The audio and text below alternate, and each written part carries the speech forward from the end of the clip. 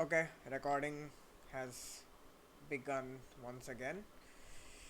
So we'll just do a little bit of recap because Navya wasn't there yesterday. So अपन थोड़ा सा recap करेंगे. So we are studying logic, formal logic, but specifically um, logic in the sense is like a subdomain of philosophy. And philosophy has a bunch of branches. So you can break up philosophy into metaphysics, epistemology, logic, ethics, aesthetics, politics, all of these different branches. So logic is one of the branches of philosophy. And logic roughly stands for like the study or the discipline concerning um, reasoning, correct reasoning, and arguments and stuff like that. And there are different kinds of logic. We will be primarily only focusing on classical logic, because we are studying propositional logic, right? And propositional logic is a form of classical logic. And classical logic is just any formal system of logic which obeys the three laws of classical logic. um, मतलब ये थोड़ा recursive हो गया to say that classical logic follows the laws of classical logic, but I'll just say that there are these three laws, and any logic which follows these three laws is a classical logic. So the laws are the law of non-contradiction, which I have abbreviated as non-P and not P, because P and not P means contradiction. So the first law, most important law probably, is the law of non-contradiction. And then there is a law of excluded middle. Excluded middle means that, okay, law of non-contradiction means all contradictions are false. Law of excluded middle means any given proposition has only two possible truth values, true and false. um, and law of identity means any object is identical to itself. An object here means it refers to anything. So like, um, Yashmeet is identical to Yashmeet, Navya is identical to Navya, etc. And identical here means everything that is true of Yashmeet is true of Yashmeet, or something like that. All propositions that are true of Yashmeet are true of Yashmeet. Okay. Um, so we'll just recap prop logic. Prop logic stands for propositional logic, basically. Propositional logic concerns itself with propositions. And propositions, what are propositions? To get what propositions are, we'll just do a small semantics detour, and we'll sort of look at the English language. By the way, Yashmi, तू एक बार chat देख ले, because if Navya or someone asks in the chat, then I don't see the chat here. मेरे को वो change करनी पड़ेगी. वो बोल रही है इसका वाईफाई नहीं चल रहा, उसे आवाज ही नहीं आ रही। Oh, damn. What do we do? इसका तो डायग्नोसिस कुछ हो नहीं सकता, इसका क्या मतलब, उसको रिकॉर्डिंग सुननी पड़ेगी कि क्या कर सकते हैं। Mobile data.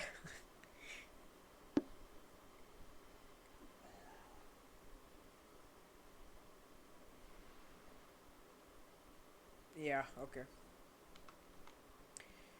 Uh, yeah.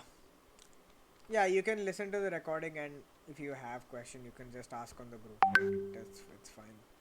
Um, we'll be happy to answer there. Yeah. So yeah, basically there are three. There are like different kinds of statements in the English language. Considering English is of like a formal, is a, like it has been formalized as a language.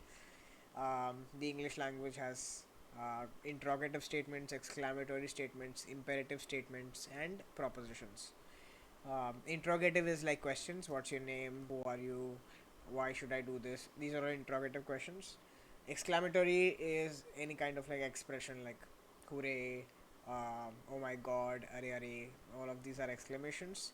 Imperative is like commands: go there, do this, don't do that, follow me, etc. All of these are like imperative statements. And then you have propositions. Propositions are like, examples are like sky is blue, um, mouses are animals, um, mice are animals, monitors are lizards, whatever. All of these are like propositions. And the main difference between the three other types of statements in English language is the exclamatory, interrogative, and imperative, and propositions is that propositions are capable of taking on a truth value. They can be true or false, whereas all of these other statements cannot be true or false. So this property is called truth aptness or truth evaluableness. Um, Propositions are truth evaluable. Propositions are truth apt, which means they can all take on truth value, and that's the definition. A statement is a proposition if and only if it can take on a truth value. Um, where we talked about symbols, we talked about the different propositional variables A to Z. We talked about all the different kinds of logical operators that we are using in propositional logic.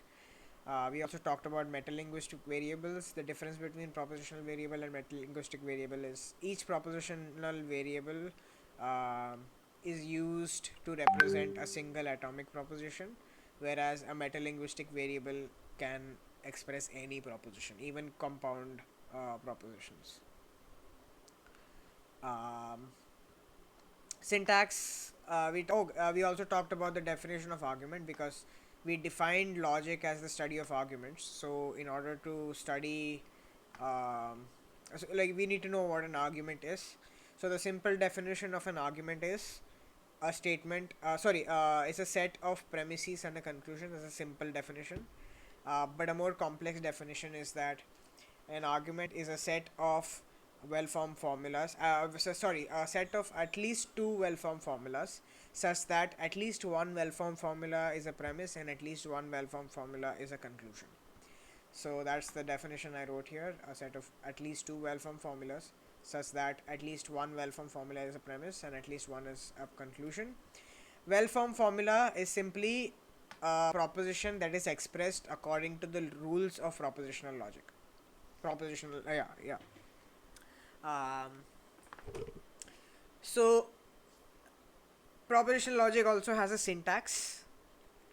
Syntax is sort of like the grammar because propositional logic is a formal language, and all languages have like a grammar associated with them, which defines what's the right way to construct sentences. Like for example, in English we have the English grammar, which tells us how to construct grammatically correct sentences, um, how to construct intelligible words, etc. So we have rules like that in the English language. Similarly, because propositional logic is also a formal language, it also has rules to build well-formed formulas. Um, well-formed formula is just going to be like a proposition that is expressed in a form that is consistent with the rules of propositional logic. So we went over the six rules of constructing well-formed formulas, and we start with this basic statement: alpha is a well-formed formula. That's the basic statement. The first one is, if alpha is a well-formed formula, then the negation of alpha is also a well-formed formula. Second one is, if alpha is a well-formed formula and beta is a well-formed formula, then the conjunction of alpha and beta is a well-formed formula. Same thing for disjunction, implication, or conditional or biconditional. All of these are basically the same thing. And the last rule is that nothing else is a well-formed formula according to propositional logic. We discuss certain examples of stuff that can be a well-formed formula or not. If something is not a well-formed formula, we say that that thing is malformed. I wouldn't say that it's a malformed formula. I would just say that it is malformed, uh, or I would say it's not a well-formed formula. तो वो हो गया. All the rules are done. That's the syntax of propositional logic, and then we went on to the semantics. अभी तक कुछ doubt है, or should I just go on to semantics? नहीं, कोई डाउट नहीं है. Okay. So we started with semantics. Semantics refers to the meanings. So for example, English language has a grammar, but it also has a dictionary which tells you meanings of the words that are used in the English language. Um, so, for example, something like pustak. Pustak does not have like there is no semantics associated with the word pustak in the English language, but pustak has a meaning attached in Hindi. So that's what we mean when we say semantics, like meanings associated with these terms. And we started exploring the each of the logical operators that we discussed earlier. Um, we started with the negation, which is a unary operator. There are two kinds of operators: unary operator and binary operator. Unary operator modifies a single propositional variable, or like proposition. It only applies to a single proposition, as opposed to a binary operator, which always sits in between two propositional variables. Like it connects two propositions. Every binary variable, negation is the only unary operator. Everything else is a binary operator. Conjunction, disjunction, conditional, biconditional, all of these are binary operators, which means they connect to any two given propositions. Um, we talked about natural language motifs for each of the three. We drew truth tables. We also learned how to draw truth tables. I gave you like a formula to calculate how to draw truth tables. Um, so we learned how to draw truth tables basically, and then we drew the truth table for conjunction. We discussed that a conjunction means that both the propositions are true.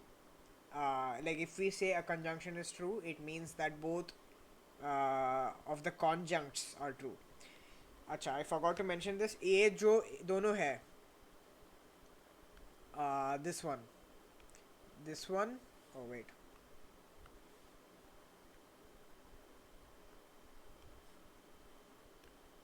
Um, yeah, this one and this one. Each one is called a conjunct. Achha, just give me a second because I need to do something.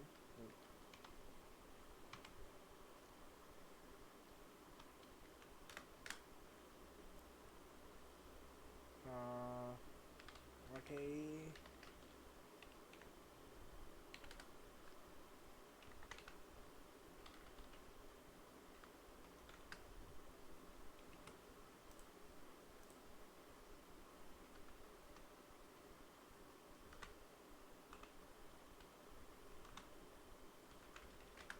Yeah.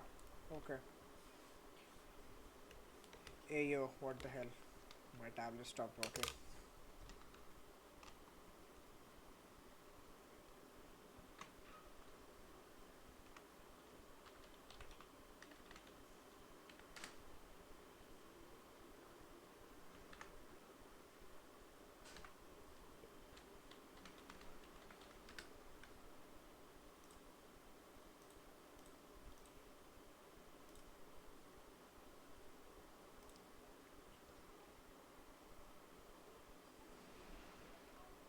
Okay, it should work now.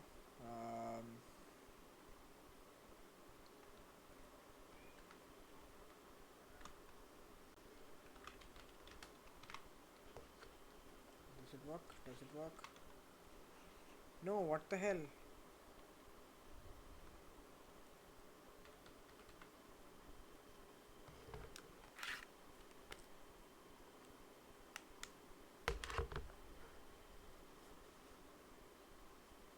Yeah, now it works.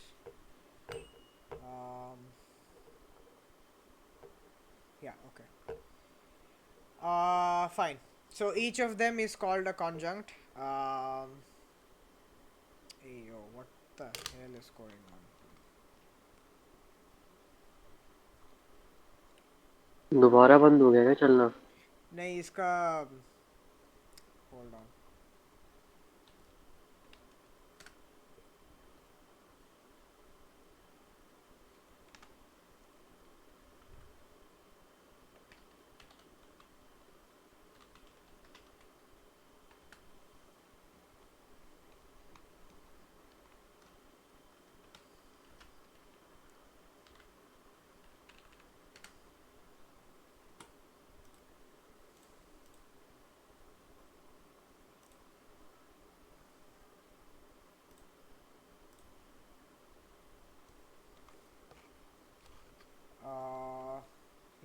You see it now, right? Yeah, okay. हाँ, perfect, perfect. Okay, great. हाँ, तो yeah, so we discussed like like each of the conjuncts is true, and that's the only case when conjunction is true. Like conjunction का मतलब ही ये है कि दोनों true है. Otherwise, or in every other case, conjunctions are false. ठीक है? Disjunction is when there are two kinds of disjunction: the inclusive disjunction and the exclusive disjunction. Inclusive disjunction में the disjunction is true if even if a single um, disjunct is true. So like इधर हमने बोला था कि each side is called a conjunct. Over here, each of them is called a disjunct. So even if one of the disjunct is true, the conditional is true. So in this case, if both of them are true, then the conditional, sorry, not the conditional, the disjunction is true when both of them are true.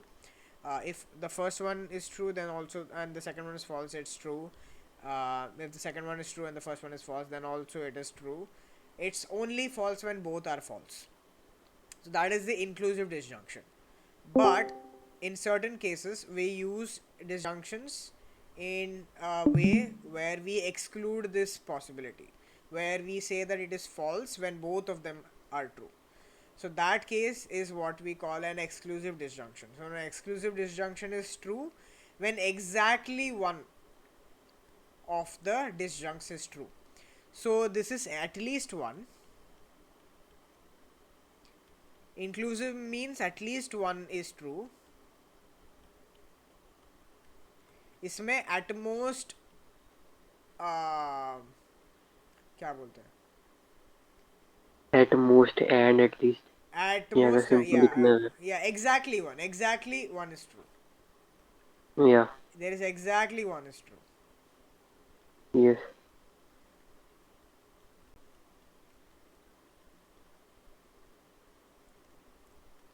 ठीक है, that is the main difference. इसमें at least one है, इसमें exactly one है. And it's called exclusive because we exclude this case where both of them are true. Okay.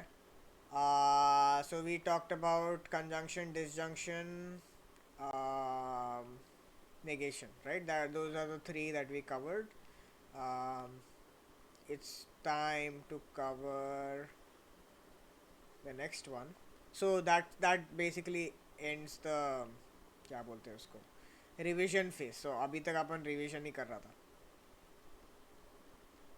ये amazing. तो disjunction, whatever number it was, I don't give a shit. अच्छा, now we will go to implication. conditional. Yeah, conditionals. ठीक है, conditional को ऐसे arrow देते हैं. What way yo doctor वाला सिग्नेचर करती है. ब्रा, व्हाट्स हैपनिंग. हाँ, ऐसे होता एक है. कंडीशनल नहीं, एक कंडीशन है. डॉक्टर तुम्हें बता रहा है कंडीशन कौन सी है तुम्हें. ये वो था. या नाइस. ठीक है. तो जैसे नेगेशन को हम लोग बोलते हैं नॉट ऑपरेटर, कंजंक्शन को हम बोलते हैं एंड ऑपरेटर, डिसजंक्शन को हम बोलते हैं और या एक्सॉर. ठीक है, ओके. या so when you reading disjunction, inclusive disjunction is called और ऑपरेटर. ठीक है, और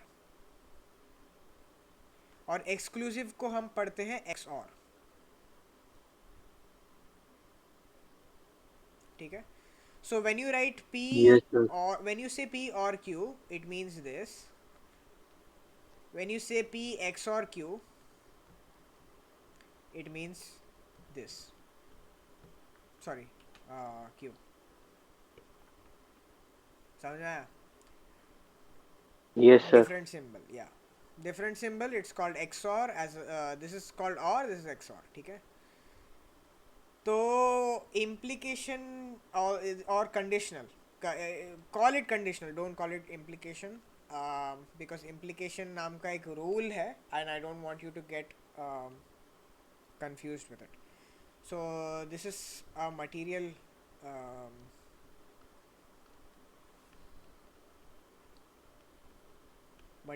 conditional.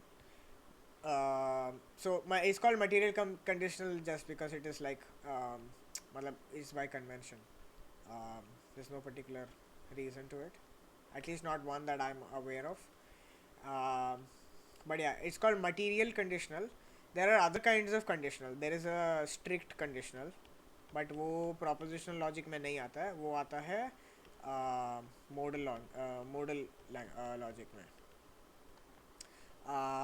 So we are not going to talk about this, but this is differentiated, मतलब इसको अलग से लिखा जाता है क्योंकि there are other types of conditionals. That's why this is written differently. So we are going to be talking about the material conditional. तो material conditional का natural language motifs क्या रहेगा? Natural language motifs है if then,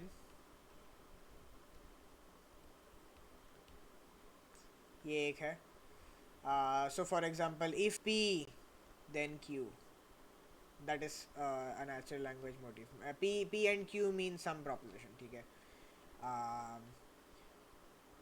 या फिर ऐसा कुछ भी हो सकता है, मतलब there are different ways of expressing the if then statement.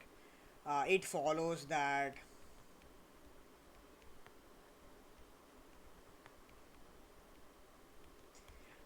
P is a consequence of Q or something like that. Q is a consequence of P. ऐसा सब अलग अलग टाइप्स में हम लिखते हैं, ठीक है. So these are the natural language motifs. So let's begin by making the truth table, and this part is absolutely important to understand because a lot of people get this wrong, and I'll tell you exactly how they get this wrong. तो पहले कितना propositional variable होगा?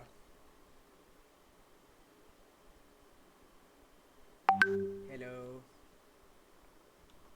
क्या propositional मतलब number of rows?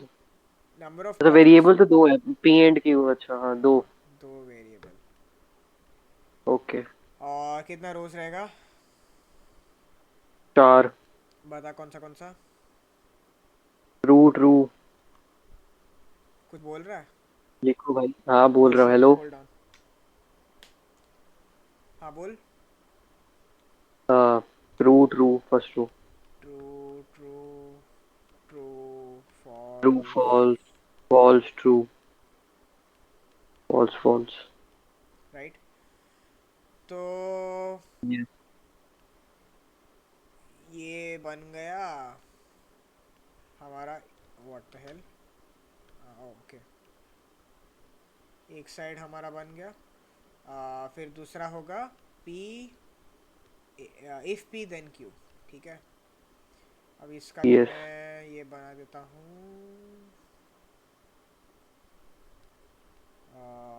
1 second. Copy paste.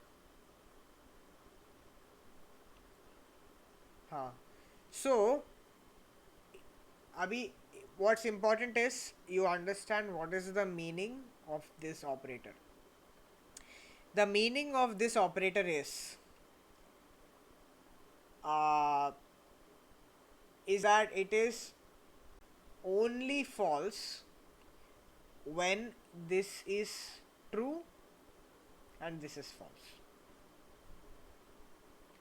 वो कौन सा case है? जब P ट्रू है Q फॉल्स है ये तो ये फॉल्स होगा, है ना. तो इस वाले में फॉल्स है, बाकी सारा ट्रू है. बस तुमको ये याद रखना है. नाउ द थिंग इज, जो ये मतलब कंडीशनल जो है ऑपरेटर, ये नॉन सिमेट्रिक है. सिमेट्रिक नहीं है इस, क्योंकि इसको हम बोलेंगे एंटीसीडेंट।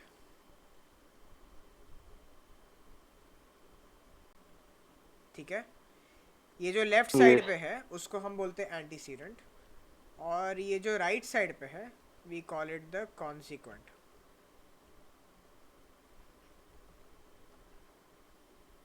ठीक है, सो ओके। मैं तुमको फॉल्स कंडीशन बता दिया।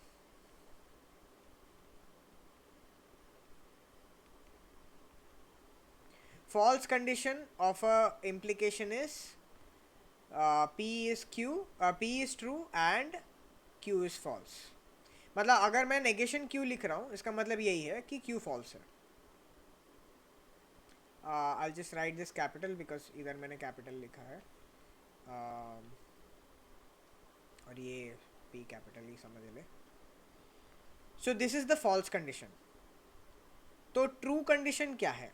ट्रू कंडीशन ये है कि देख, ये ट्रू है, ये ट्रू है, ये ट्रू है। अभी इसमें से हमको क्या पता चल रहा है, कौन से केसेस में वो ट्रू है? 1, 3 एंड 4। हाँ, but what are those cases?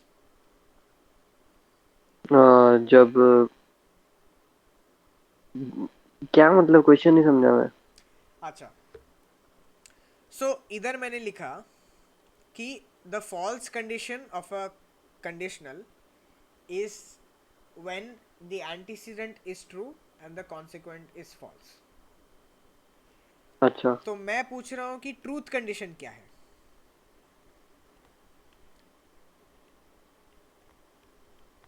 इसके अलावा बाकी। हाँ, तो उसको तुम कैसे लिखोगे?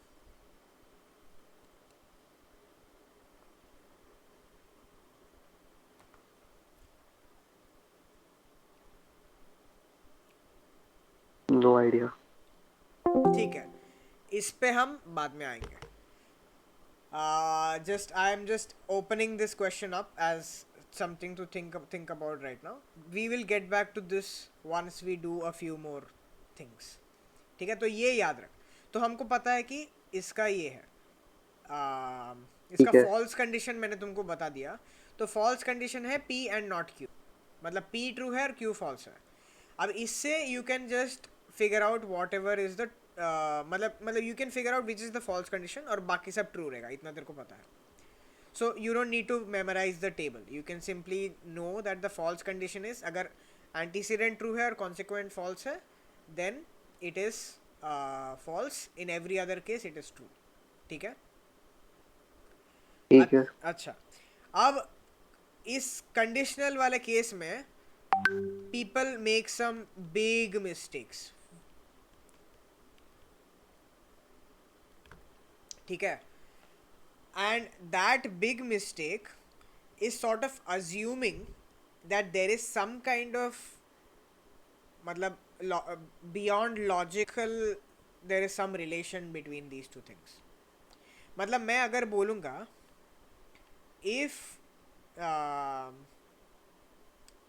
sky is blue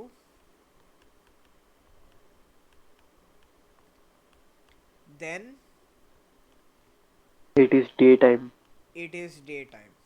ठीक है, तो हम क्या ओके। करते हैं नेचुरल लैंग्वेज में, जब हम इफ देन यूज करते हैं, we use it in a slightly different sense than in a strictly logical sense. क्योंकि स्काई का ब्लू, क्योंकि हम लोग क्या करते हैं इस स्टेटमेंट में, we try to find a relation between this and this, yes. कि अगर स्काई ब्लू है देन डे है, मतलब उसके बीच में कोई रिलेशन है, मतलब इट्स सॉर्ट ऑफ ये this is a consequence of this और समथिंग लाइक दैट। ठीक है, हमको ये नहीं ठीक करना है। है। So if I give you a statement like this, if sky is blue then um, क्या बोलते हैं, अमेरिका इज अ कंट्री। तो इन दोनों में कोई ऐसे रिलेशन नहीं है। ठीक है, स्काई का ब्लू होने का और अमेरिका का कंट्री होने में कोई रिलेशन नहीं है, at least not something that is apparent. But still okay. This statement is true because ये एक स्टेटमेंट है और ये एक स्टेटमेंट है, ये एक प्रोपोजिशन, ये एक प्रोपोजिशन. इसका ट्रूथ वैल्यू क्या है? हाँ. ट्रूथ. मतलब अज्यूमिंग इट इज डे, इसका ट्रूथ और वैल्यू ट्रू बादल है. नहीं है. हाँ. Assuming it is day and it is not cloudy or हाँ. rainy weather. हाँ. It is, so this is true. और ये अमेरिका से कंट्री इज ऑल्सो ट्रू. तो अगर ये ट्रू है और ये भी ट्रू है तो ट्रूथ टेबल के हिसाब से ये कंडीशनल पूरा स्टेटमेंट ट्रू है Yes. ना. ले अभी तो रात चल रहा है इंडिया में, तो रात है, तो समझ मैंने इसको फॉल्स बोल दिया है. I have said that this is false. ठीक है. तो ट्रूथ टेबल में रेफर करेंगे, अगर P फॉल्स है और Q ट्रू है तो क्या है? ट्रू है कंडीशनल. हाँ, तो ये फिर भी ट्रू है. ये अगर फॉल्स रहेगा तो भी ट्रू है. ठीक है. और मैंने समझो कुछ और, मैंने इसको चेंज कर दिया. ठीक है. America is an island. ठीक है. सम इज एन आइलैंड. तो ये फॉल्स हो गया है ना. Yes. तो लेकिन फिर भी ये स्टेटमेंट ट्रू है क्योंकि ये फॉल्स है और ये भी फॉल्स है. Hmm. Even though, so the point I'm trying to make is the truth of this statement does not depend on some kind of relationship between the two propositions that are being connected together. So this Okay. is a purely logical connection. It's not a, matlab it's not some kind of causal connection. Matlab if I open the door, then the thief will enter. ऐसा सब. Like this is not अच्छा. some kind of a, क्या बोलते हैं, this is not a logical, sorry, this is not some causal kind of thing कि मैं दरवाज़ा खोला इसके लिए ये हो गया. मतलब उसमें तो एक ऐसा मतलब ऐसा एक कॉजल ये है ना. मतलब मेरे हाँ. दरवाजे खोलने की वजह से, because of that the thief entered. Hmm. That kind of causal language is completely different. It is not the kind of like वो material implication या material conditional does not capture those kinds of that kind of language basically. तो वैसे statements को accurately capture करने के लिए we have other forms of logic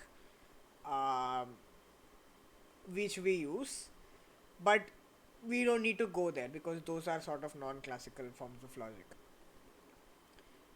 We are limited to this. We are only going to talk about the logical connection between two statements, not some kind of causal connection. We are not talking about some kind of empirical kind of thing कि इसके ये ढूंढेगा तो इसका probability मिल, इसका दूसरे का मिलने का probability बढ़ जाता है. We are not talking about any of that. We are simply saying, so whenever someone gives you a conditional statement, all you have to do is what is the truth value of this, what is the truth value of this, फिर वो दोनों truth value को truth table में डालना है और उसका truth जो वैल्यू है इसका कंप्यूट करना है. That's all you need to Okay. Do. So for example I will give you a statement. ये मैं हटा दे रहा हूँ. Actually I don't need to remove it but I am still doing it.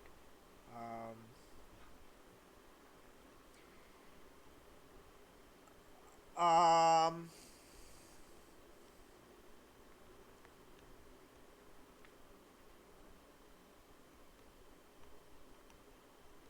if crabs are cute, then um, Malinga is cute.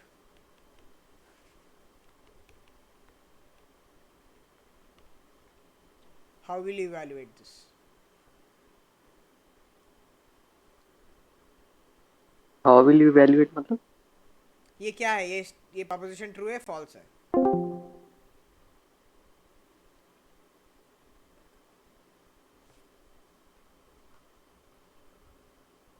Hello.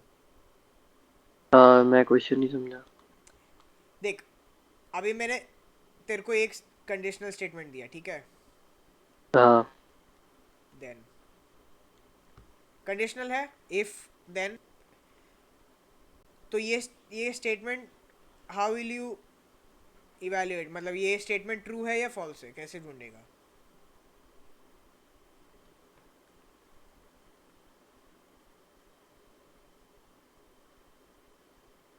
Not sure.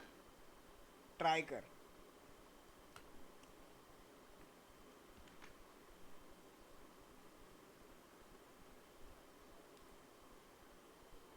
Guess मार, guess. Guess तो यही है कि अगर if crabs are cute false नहीं है, और crabs are cute false, और मलिंगा इज क्यूट ट्रू नहीं है, अगर ये ना हो तो बाकी केसेस में प्रोपोजिशन ट्रू है। नहीं लेकिन so how will you, so what is the truth value that you are assigning to this?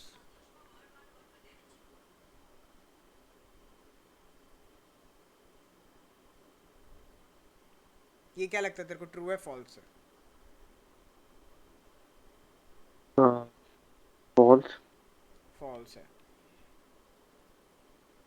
ये फॉल्स। फॉल्स है। तो ये स्टेटमेंट क्या हो गया? ये ट्रू स्टेटमेंट। हाँ। क्यों? क्योंकि वो जो फॉल्स कंडीशन थी वो मीट नहीं हो रही, उसके लिए मलिंगा इज क्यूट को ट्रू होना चाहिए था और क्रैब्स आर क्यूट को फॉल्स होना चाहिए था। नहीं, उल्टा बोल, एग्जैक्टली उल्टा बोला, इसको ट्रू होना चाहिए और इसको फॉल्स होना चाहिए। हाँ सॉरी, माय बैड। हाँ, एग्जैक्टली उल्टा बोला, बट या या सो it's not meeting the false condition, correct? So for a conditional to be false, you want the antecedent to be true and the conditional the consequent to be false, ठीक है? हाँ ठीक है। तो बस anytime you see a conditional, this is what you need to do. You need to evaluate this proposition, evaluate this proposition, and then assign truth value to this proposition, assign truth value to this proposition. फिर उसका truth table में क्या आता है, based on that you will find the truth value of this. ठीक है, समझ गया।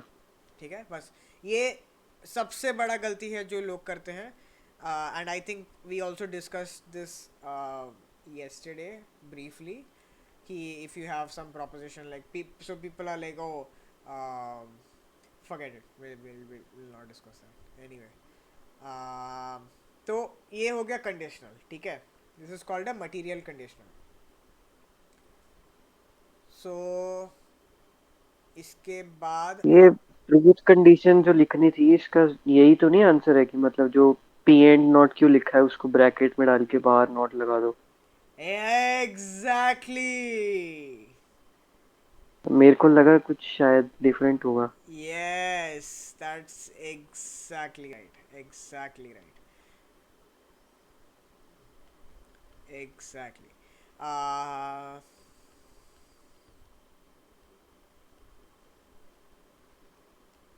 Very good, very good. लेकिन इसको हम फर्दर सिंप्लीफाई कर सकते हैं, जैसे हम अलजेब्रा में करते हैं. अगर बाहर कुछ है सॉर्ट ऑफ अपन उसको सिंप्लीफाई करते हैं. So there is a way to simplify this. अंदर वाले को अल्फा बोल दो। क्या? अंदर वाले को अल्फा बोल दो। नहीं, उससे सिंप्लीफाई थोड़ी होएगा. अच्छा ठीक है। Do you have a guess of how to simplify? ये देख, ये नॉट है, ठीक है? और ये तेरे को अंदर सॉर्ट हाँ, ऑफ ये करना है, तो क्या होगा? Not sure. गेस, गेस मार, गेस मार, now that you have come this close.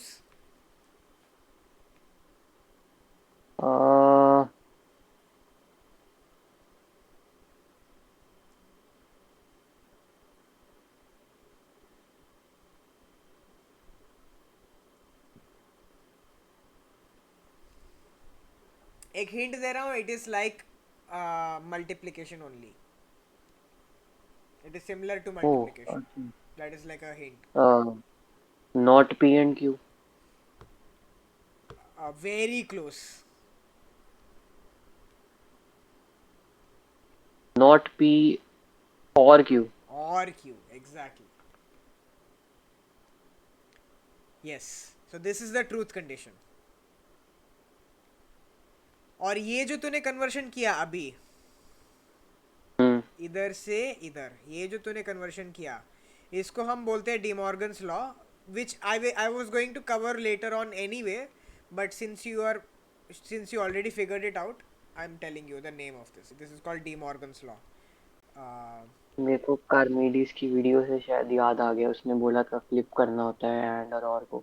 हाँ, so this is called De Morgan's law. अपन बाद में इसको और डिटेल में देखेंगे। ठीक है। But yeah, this is the false condition and this is the truth condition. Hmm. Yeah, so that's basically it. So we solved it way ahead of time. Very good, very good. ठीक है. मेरे को uh, तो पता था, मैं बचपन से जीनियस हूँ। मतलब ah, हाँ। yes. ठीक है. तो ये हो गया कंडीशनल.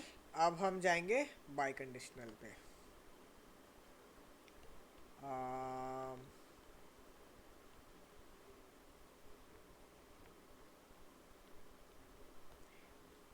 तो बाई कंडीशनल को हम लिखते हैं ऐसे. बाई कंडीशनल को हम लिखते हैं ऐसे. बाई कंडीशनल को हम लिखते हैं ऐसे. अच्छा, ये जो है, ये जो सिंबल, इसको बहुत यस। केयरफुली यूज़ करना है, बिकॉज ये जो सिंबल है इसका एक और मीनिंग है. एक सो this is a logical operator, but it is also yes. A मेटालॉजिकल operator. Okay. तो जैसा मेटालिंग्विस्टिक वेरिएबल अपन देखा, वैसा एक मेटा ऑपरेटर है ये.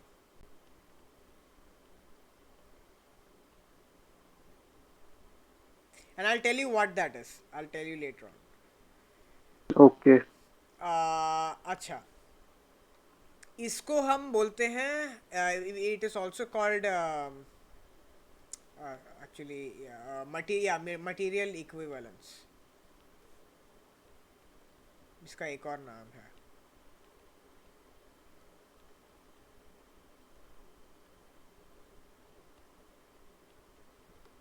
ठीक है. यस। अब इसका हम देखते हैं नेचुरल लैंग्वेज क्या रहेगा. Natural language motives. Natural language motive इसका होगा इफ वाइट कलर. वाइट क्यों? रेशम। अरे रेसिज्म ने ये सारा इतना तो ब्लैक है. पहले बीएलएम के नाम से छेड़खानी की, वहां पे एन लगा दिया। कहाँ? अरे Oh, बीएलएम को एनएलएम कर दिया। you know what that means.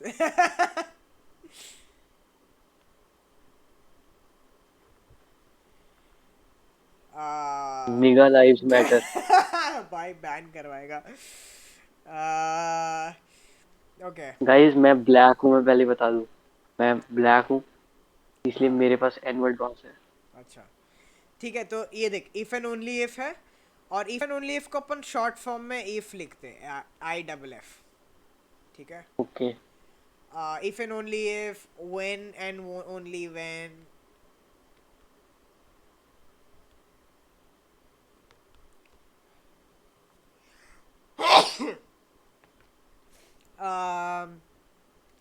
Is equivalent to, ये सब होता है नेचुरल लैंग्वेज मोटिव. ठीक है. यस। अब बनाएंगे ट्रूथ टेबल. कितना बता. 4। अच्छा, वेरिएबल 2 और रोज 4 बनेंगी, और जब पी एंड क्यू की ट्रूथ वैल्यू सेम है तो इक्विवेकेशन भी ट्रू होगी। इक्विवेकेशन नहीं. अरे यार, क्या है? कार्डनीडिस की गलती है, उसको गाली दूं। इक्वि मटेरियल इक्विवेलेंस। Equivalence exactly.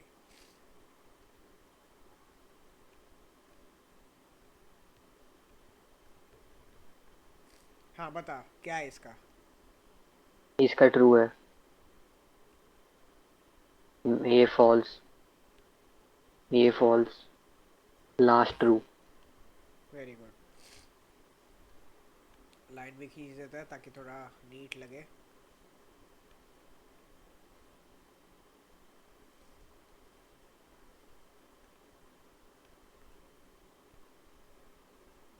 लाइनें खींचने में मजा आता है काफी. Yes. If you know what I mean. ये बड़ी. You will definitely no.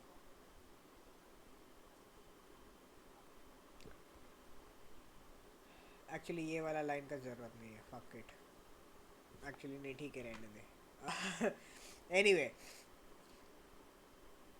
but yeah, this just means both have same truth value.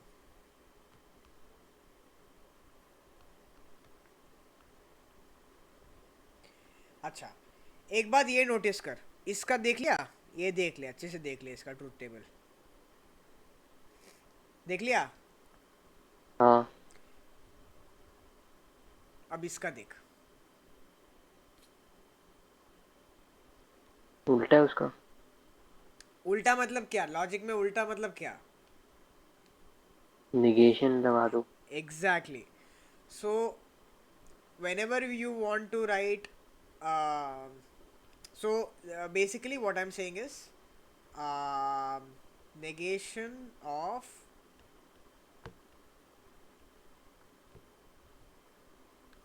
q is logically equivalent to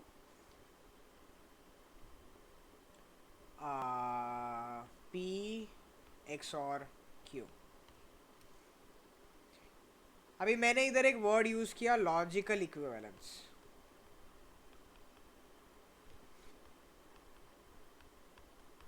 इसका मतलब क्या है? इसका मतलब ये है कि इन दोनों का ट्रूथ टेबल एग्जैक्टली मैच करेगा. ओके. वो मैं तेरे को दिखाता हूं.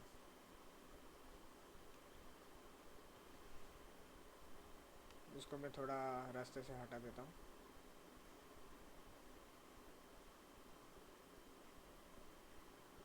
हटा ही देता हूं. Fuck off. अभी मैं इधर एक और बनाता हूं. इसका नेगेशन. ठीक है. Okay. negation of p if and only if q. ठीक है. अब इसका नेगेशन क्या यस. होगा? बाई कंडीशनल को तो चेंज नहीं करेंगे ना, वो तो वैसे ही रहेगा ना.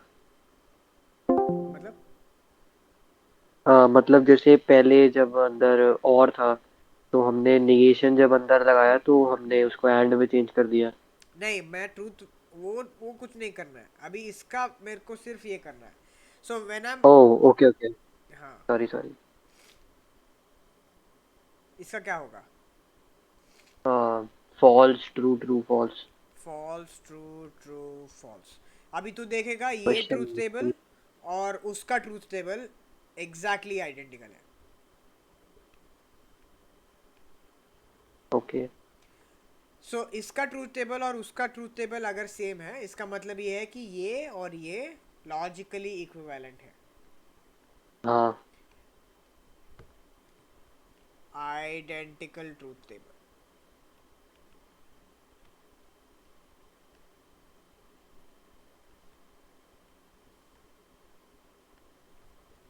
ठीक है.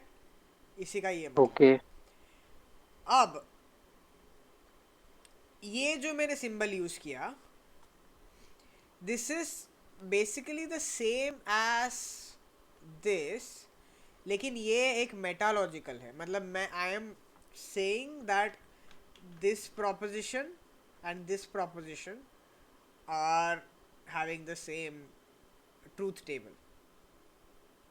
It got it. means they mean the same thing. The both of this mean the same thing. हम्म. मतलब मैं इन दोनों को इंटरचेंजेबली यूज कर सकता हूँ. Got it. लेकिन मैं जब ये लगाता हूँ, इसका मतलब ये नहीं कि मैं इन दोनों को इंटरचेंजेबली यूज कर सकता हूँ. इसका मतलब ये है कि इन दोनों का ट्रूथ वैल्यू सेम है. ओके। ठीक है, this means same truth value. लेकिन इसका ये मतलब नहीं है कि हम पी की जगह क्यू को सब्स्टिट्यूट कर सकते हैं। Exactly. So for example, dogs are cute if and only if Yashmeet is a duck. ठीक है भाई। दोनों ट्रू है ऑब्वियसली, लॉ ऑफ नेचर हाँ है। Of course. तो ऑफ कोर्स।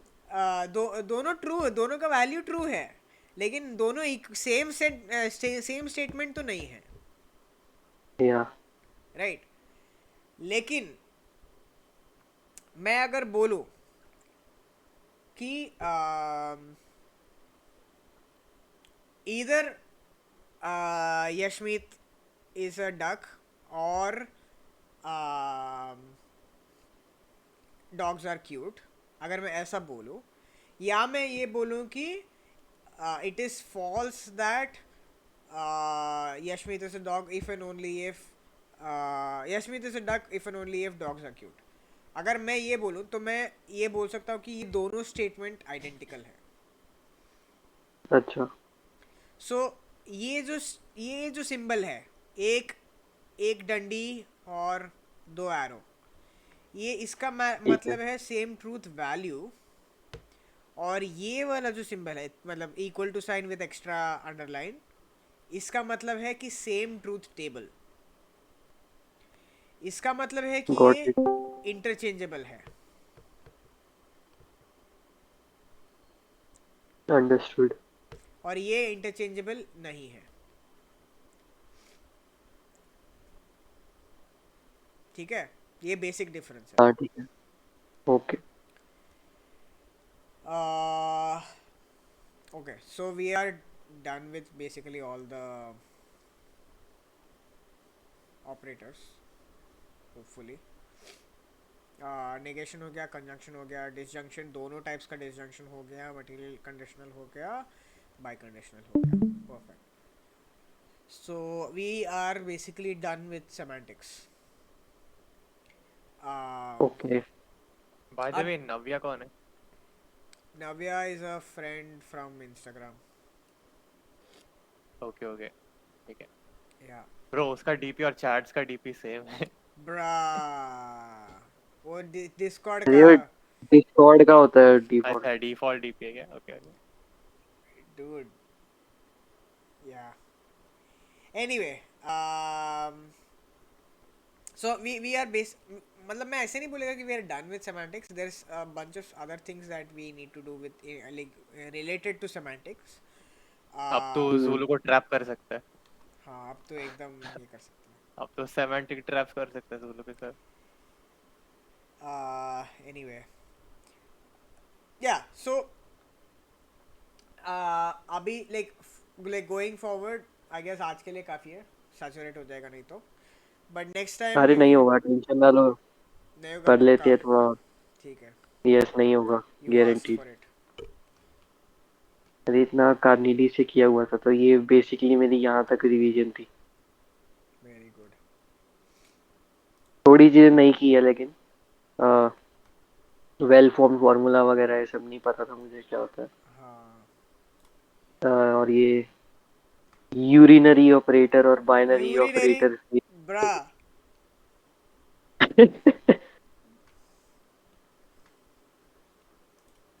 ओके, देखो यूरिन की एक प्रॉपर्टी होती है कि वो फोर्सफुली निकल जाता है। और एक ही इंसान से निकलता है। सबके दादाजी से निकलता है। Okay, so anyways. या, तो अभी अपन देख, अब अभी अपन सीखा कि मतलब basically well form formulas construct करने का रूल्स क्या है, but there are yes. Some other rules in propositional logic, we hmm. Call them rules of inference. Yes. ये शायद कार्नेडियस में उसने बोला था, रूल्स ऑफ इम्प्लीकेशन। यस। या इट्स, या इट्स रूल्स ऑफ इन्फरेंस, ठीक है। यस। अब रूल्स ऑफ इन्फरेंस में there are many different rules that come in. अभी मेरे को जैसे जैसे याद आएगा मैं वैसे लिखेगा। आवाज अटक रही है आपकी। अब आ रही है? नहीं हाँ। नहीं अटका। अच्छा ठीक है, मेरे को जैसे जैसे याद आएगा मैं वैसे वैसे लिखेगा। तो पहला ओके। वाला है द मोस्ट फेमस मोडस पोनेंस। इसमें सबसे बड़ी मिस्टेक लोग कर देते हैं इसकी प्रोनाउंसिएशन में। क्या होना चाहिए? अरे यार कुछ नहीं, आगे बढ़ो, नेवर माइंड। अमेजिंग। ठीक है, मोडस पोनेंस का जनरल फॉर्म ये रहता है, ठीक है। General form of modus ponens is premise one, alpha implies beta, premise 2 alpha, beta. No. hey। Oh sorry sir, sorry sir, my bad my bad. Therefore beta फिर बाद में। हाँ, ओके। तो therefore मतलब ऐसे ऐसे कंक्लूजन डाल के भी लिख सकते हैं, बट मैं ऐसे लिख रहा हूँ, ठीक है। मैं ऐसे सेकेंड जो लास्ट प्रेमिस है उसके एंडिंग में मैं एक स्लैश मारूंगा, और उसके ठीक बाद है। जो भी होगा वो कंक्लूजन है। मतलब ये ओके सर। स्लैश मतलब therefore समझ ले। ओके। तो ये है मोडस पोनेंस। अभी yes. notice that I used metalinguistic variables here.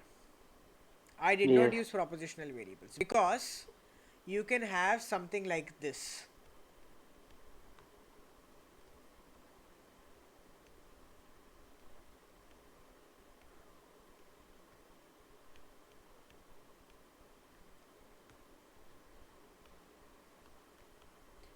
You can have something like this, ठीक है। यस। तो ये एक proposition है, ये एक proposition है, ये उसका antecedent है, और ये conclusion है।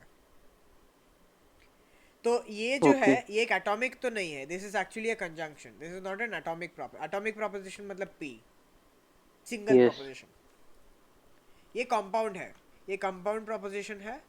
जैसे केमिस्ट्री का याद रख, केमिस्ट्री में कैसे रहता है कि एक मिनट, ये क्यों रो रहा है? I don't know, I have to check it. Chemistry में like you will say hydrogen or sorry or oxygen is an atom, but O2 is a molecule, right? It is yes. no longer matlab it's no longer an atom, it is a combination of two atoms. ठीक है।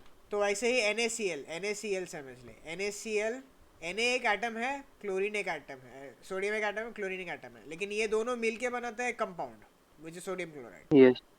तो ठीक वैसे है। ही जब दो इसको हम कंबाइन करते हैं उसको हम बोलेंगे कंपाउंड प्रोपोजिशन। जब there is a single proposition that's a atomic proposition. तो अभी ये जो ओके। है, ये अल्फा कुछ भी हो सकता है, एटॉमिक भी हो सकता है, कंपाउंड भी हो सकता है। बीटा भी ऐसे ही सेम है, एटॉमिक भी हो सकता है, कंपाउंड भी हो सकता है। इसके लिए मैंने यहाँ पे मेटालिंग्विस्टिक वेरिएबल यूज किया है instead of using prepositional variables, because this rule of inference does not only apply to atomic propositions, it also applies to compound propositions. Okay. तो ये हो गया modus ponens।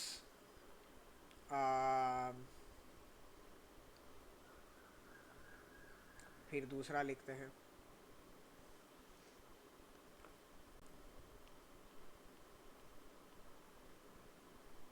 इसका नाम क्या है? modus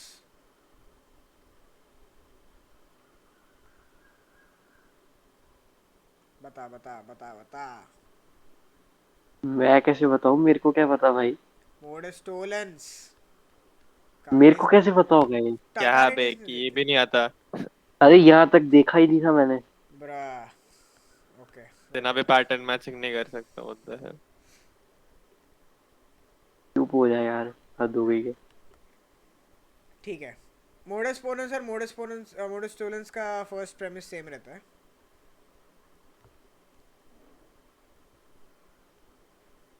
डिफरेंस किधर आता है बता. मेरे को कैसे पता यार? गेस कर कुछ तो.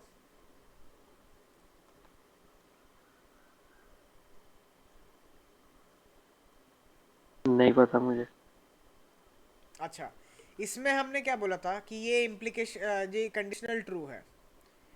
हाँ। अभी उसमें से मैंने बोला कि ये conditional it is true, it is given that it is true, and I am giving it to you that alpha is true. अच्छा। तो इसका मतलब क्या है कि बीटा का वैल्यू क्या होना चाहिए.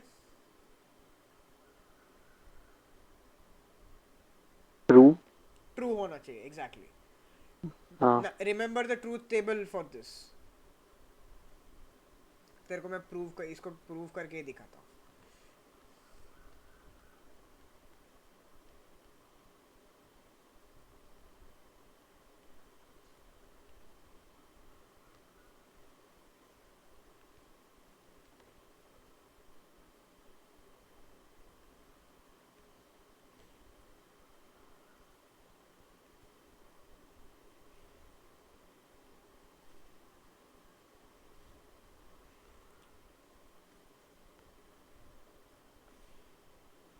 Um,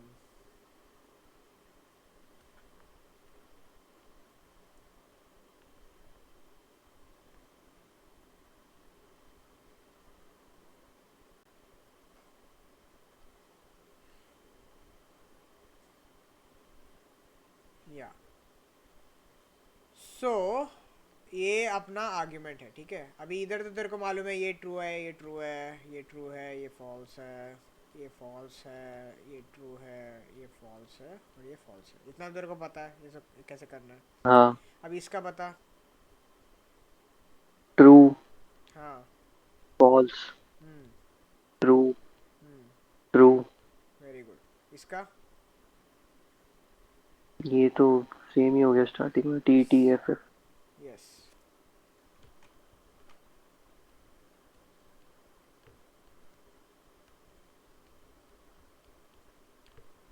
अच्छा, अभी इधर एक कॉन्सेप्ट आता है. Oh, I introduced rules of inference without actually telling you what rules of inference are. I forgot. So, rules of inference are rules uh, which you can follow to get to valid conclusions. Rules to construct valid arguments. Sorry. Rules to construct valid arguments. ठीक है, अभी valid का yes. मतलब क्या है. Valid जो premise follow कर रहा है। प्रेमिसिस से फॉलो कर रहा है, लेकिन उसका एक, yeah, I think I don't need to write it, you already know it follows from the premises, but what does it mean to follow from the premises? It means कि अगर premises दोनों true है, then there is hmm. no case where it is false. Hmm. So validity उसका थोड़ा एक a little more rigorous definition. If premises are true, then, or you could write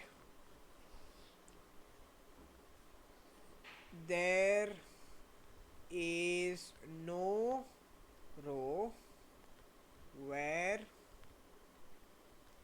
premises are true and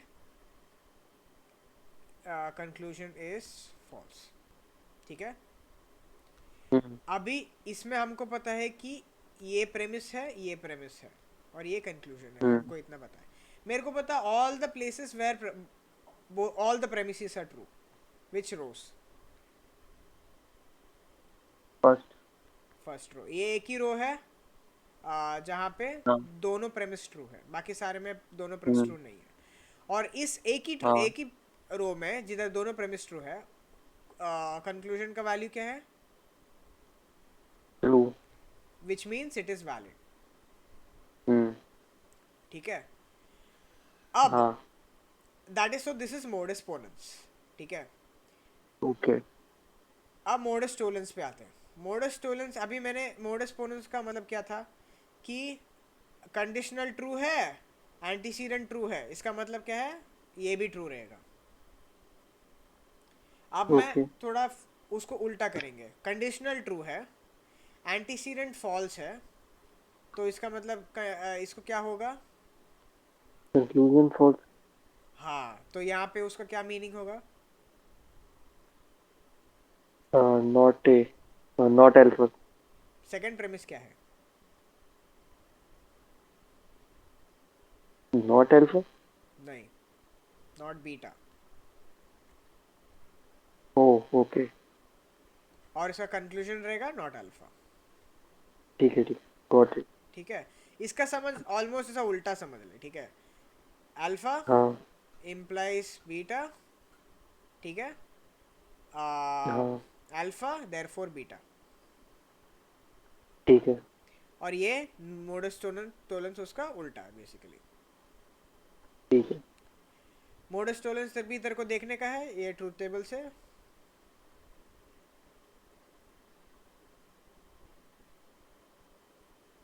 समझ गया मैं। ठीक है, छोड़ दे फिर। अच्छा,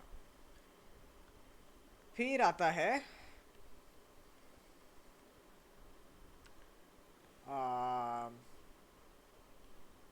डिसजंक्टिव सिलोजिज्म।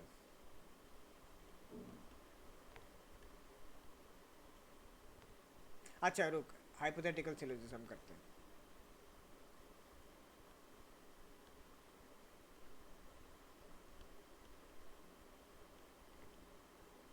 Hypothetical syllogism.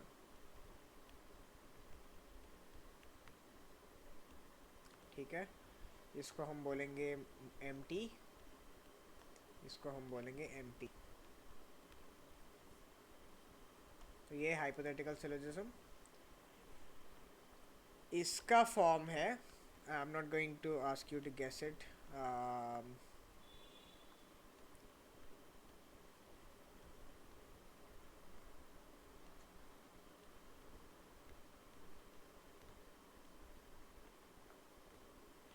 हाँ, अब गेस कर। ये मैंने तेरे को प्रेमिसिस दे दिया, कंक्लूजन क्या रहेगा?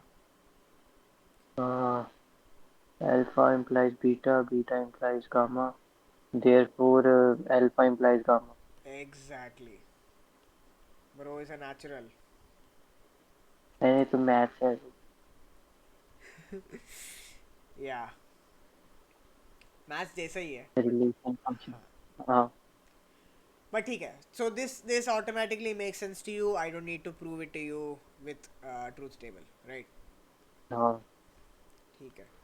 तो ये 3 है, ये भी हो गया फटाफट। फिर अपन 4 पे जाते हैं। अब हम करेंगे डिसजंक्टिव सिलोजिज्म।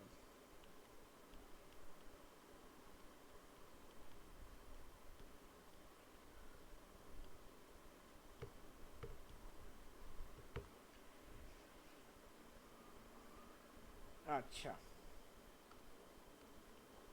डिसजंक्टिव सिलोजिज्म में आएगा अल्फा और बीटा।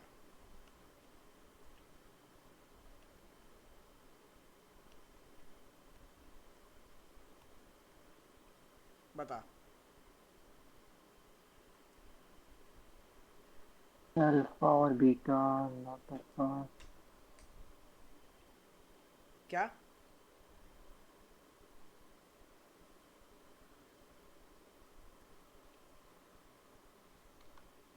कुछ बोला? ओ मैन व्हाट, एक सेकंड रुक जा, आवाज नहीं आ रहा। Hello hello. हेलो हेलो, कुछ बोल। हेलो। हाँ ठीक है, अब आ रहा है। अच्छा। हाँ, ये क्या है?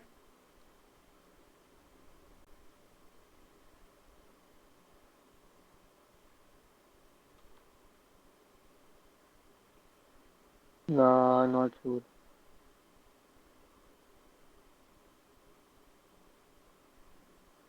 देख, इसका मतलब क्या है?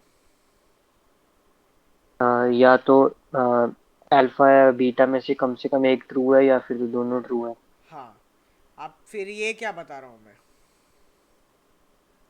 अल्फा फॉल्स है। हाँ, इसका मतलब क्या तो होगा? मतलब कि इसका मतलब बीटा ट्रू है।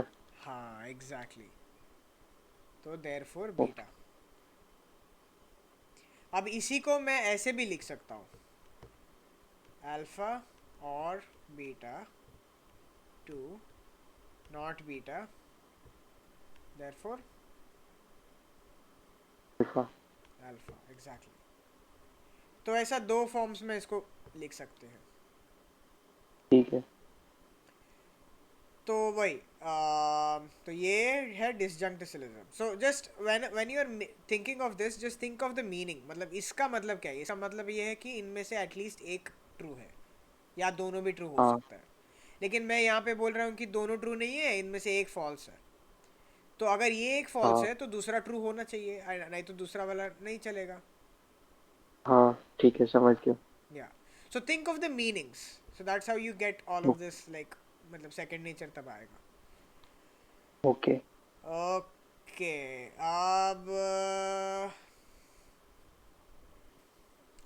अगला वाला कौन सा दूँ? ये हो गया modus ponens, modus tollens, hypothetical syllogism, disjunctive syllogism, constructive dilemma। दूसरा क्या रहता है? Let me think. Constructive dilemma के अलावा भी एक होता है।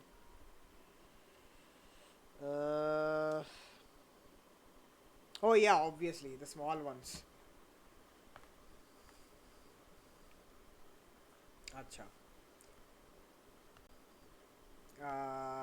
कौन सा स्टार्ट करूँ? ठीक है,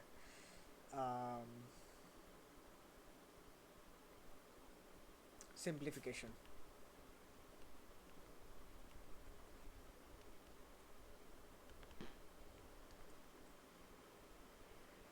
ठीक है, simplification. So okay.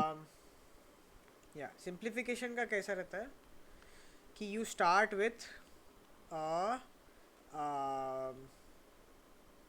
a conjunction। ठीक है, you start with hmm. a and sorry alpha and beta, and from that you can get alpha।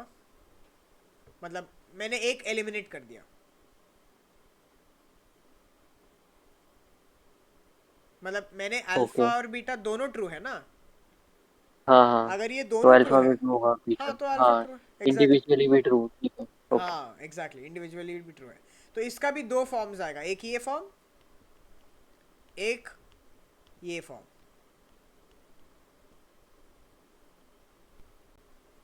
ठीक है, ठीक है।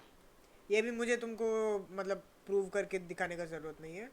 इट्स प्रीटी स्ट्रेट हाँ। Forward. Even though if you want I can do the proof, but it's okay. नहीं नहीं, ठीक है, रहने दो। फिर है एडिशन।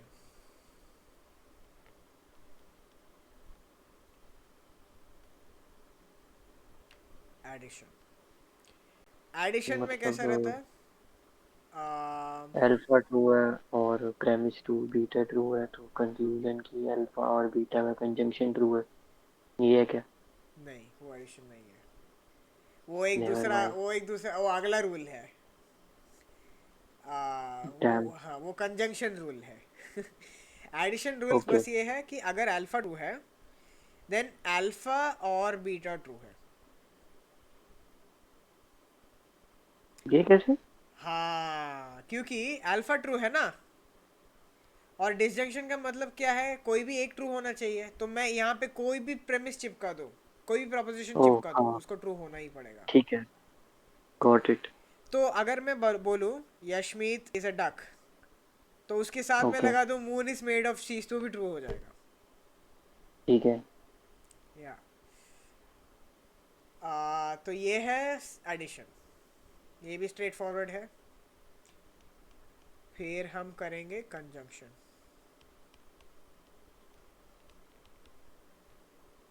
ठीक है, हम्म कंजंक्शन होगा जो तूने बोला, अल्फा है, बीटा है, देयरफॉर अल्फा एंड बीटा।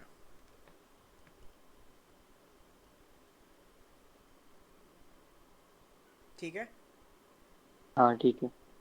हाँ, तो अभी ये 7 हो गया। आ, हाँ ठीक है, कंस्ट्रक्टिव डायलेमा भी तेरे को दिखा देता है मैं। और कुछ डी मॉर्गन्स लॉ, वो तो इसमें आता है, रिप्लेसमेंट में आता है, छोड़ वो अभी नहीं।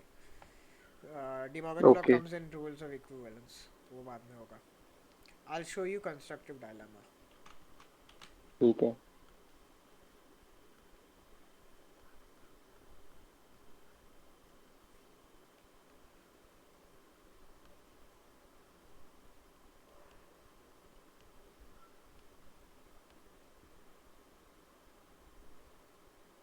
ठीक है, हाँ ये थोड़ा ध्यान से सुन। ओके। um, इसका फर्स्ट प्रेमिस है P implies Q।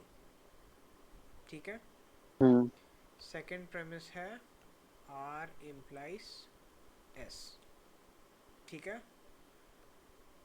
Okay third premise है P और R। कंक्लूजन क्या ओके। होगा?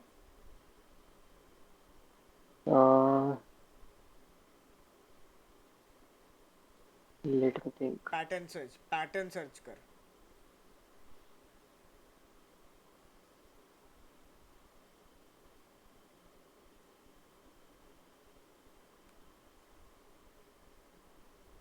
मीनिंग सोच, इसका मतलब क्या है?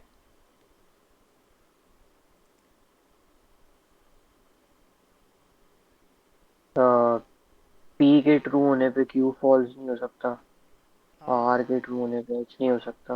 हाँ, अ, इसका मतलब क्या है?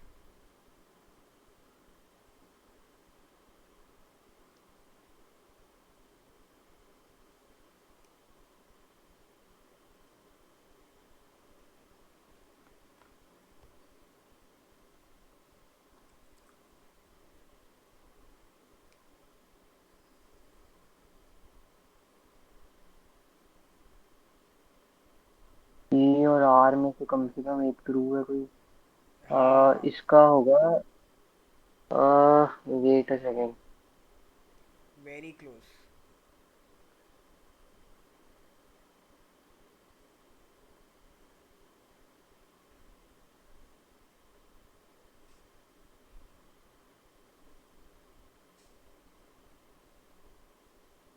पी और आर में से एक ट्रू है, मतलब क्यू और एस में से भी एक ट्रू होगा। हाँ, so how will you write that? Q disjunction है। एग्जैक्टली, एग्जैक्टली, बस वही है। So this is constructive okay. Dilemma. Hmm तो बस तेरे को यही सोचना था कि इन दोनों में से कोई तो एक ट्रू है या फिर दोनों ट्रू है, देन इन दोनों में भी ये है। तो अभी इसका हम क्या करते हैं, इसका हम एक सॉर्ट ऑफ प्रूफ करके देखते हैं। ठीक है, ठीक है। तो अभी ये कंक्लूजन है, इसको भूल जाओ फिलहाल। अभी मैं क्या करूँगा, इस प्रूफ को एक्सटेंड करने के लिए मैं सिर्फ यहाँ पे एक लाइन मार दूंगा, and I will start with premise 4। Premise मतलब स्टेप, ठीक है, स्टेप 4। ठीक है। अब मैं क्या करूँगा, आम, आम, पी और आर, ठीक है। अभी तुम कौन सा इसके पहले जो अप्लाई, जो रूल्स है उसमें से कौन सा अप्लाई कर सकते हो?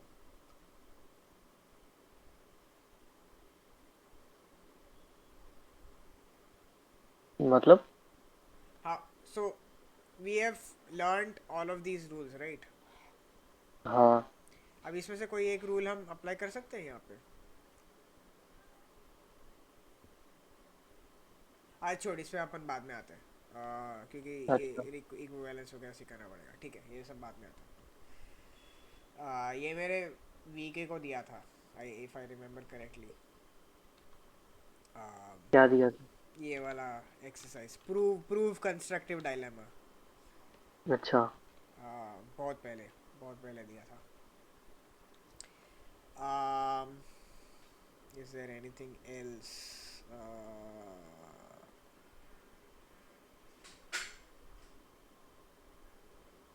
याद नहीं आ रहा है, छोड़, जब याद आएगा तब कर लेंगे।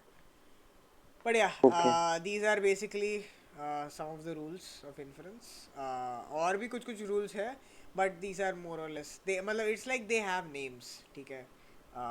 इसका ठीक मोडस है पोनेंस एक नेम है, ऐसा अलग अलग नेम्स है। उसके हिसाब से मैंने ये बस ये किया है। ठीक है या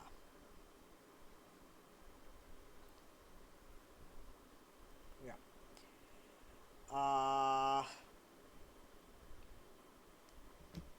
ठीक है, तो आज अपन इतने में ये करते हैं। So we did the rest of the semantics and we did rules of inference, at least 8 rules of inference. If I remember some more rules of inference कल अपन डिस्कस कर लेगा, बट इतना 8 rules of inference अपन किया है। uh, अपन actually कल एक काम करते हैं, पहले 4 जो रूल्स है उसको लेके हम कुछ हाँ प्रूफ्स करेंगे। लाइक ठीक देर है are some questions in the book, there is a book, Russell Marcus वाला बुक, उसमें क्वेश्चंस है जिसको तू ये 4 रूल्स यूज करके प्रूव कर सकता है। ओके तो वैसे कुछ सम करेंगे, फिर ओके बाकी 4 का कर सकते हैं।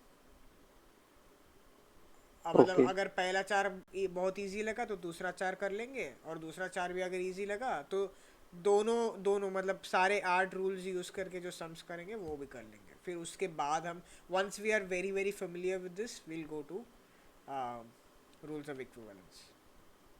ओके ये तो अपन एंडिंग बंद कर रेला, ठीक है किधर है ओबीएस? हाँ, ओके।